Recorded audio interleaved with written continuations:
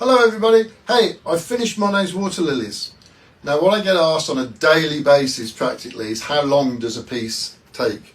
And I can honestly say that this piece has taken the longest of any piece I've made in the last 40 years. And that's because of the thinking time really. I just kept getting stuck. It's like writer's block, getting so far and wondering what to do next. So we talked in a previous film about the different layers of the Monet paintings, and that's what I've tried to achieve here. So the pinks and whites are the lilies, so they're on the surface. The dark underneath is supposed to be under the water.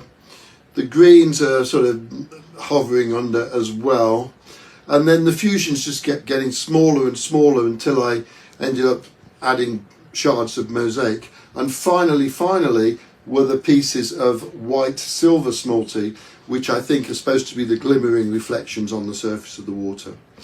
It is impressionistic, we can agree on that, which means that it'll look better when you look at it from a distance because your brain will fuse the fusions and it'll look like what it's supposed to look like, which is Monet's Water Lilies.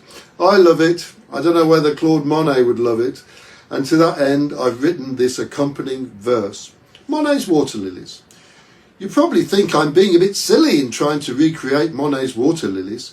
I've tried my best, but on reflection, be it by Claude or not, won't take much detection.